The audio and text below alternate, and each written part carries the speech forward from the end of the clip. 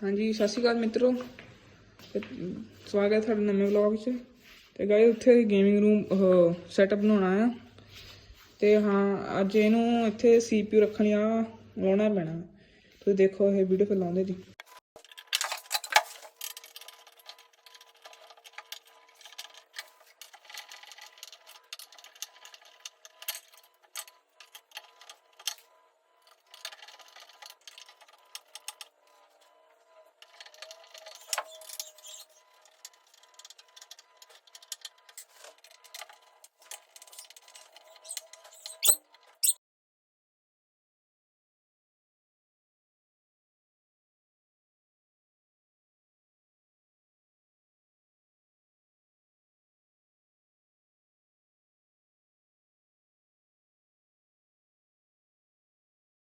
लो जी मित्रों जी आ खोलता आपां दे इत्थे लगा है हुण खाली हो गया।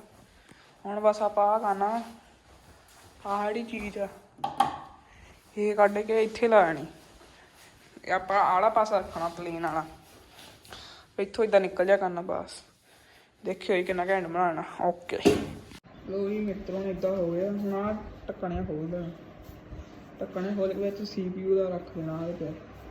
CPU इत्थे रखना। CPU भी होर तरह लाना। ये बुरा जिहा लगदा RGB लाइट वाला इत्थे ला लेना। तुहानूं मिलदे हैं खोल के। लो जी मित्रों फाइनली अपना टेबल तैयार हो गया। घट्टो घट्ट घंटा 2 घंटा लगा इनू। देखो अज बनाता इन्हें। यस आ भी निकल जाता इदां। इत्थे पैर रखण नूं, इत्थे ओह CPU रखण नूं, इत्थे मोनीटर। देखो यस गल बन जानी। कोई मित्रों मोनीटर आपां ले लिया ते तुहानूं फिट करके दिखाउने आ बाद च।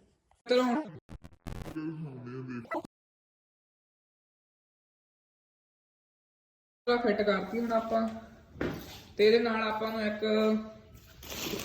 HDMI मिली है, एक पावर सप्लाई वाली ते एक स्टैंड जिहा मिलेगा ओह वाला, ओह जिहड़ा पैप जिहा सी।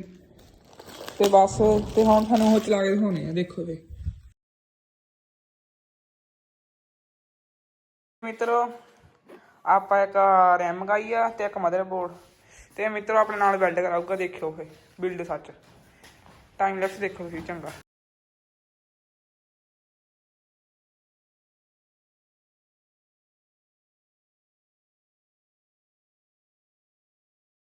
मित्रों आप अपना PC आ गया।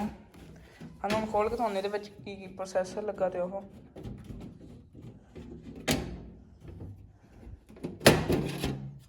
मित्रों देखो ज़ेब्रोनिक्स का मदरबोर्ड लगा तो i5 प्रोसैसर लगा 10 GB मित्रों रैम लगी है।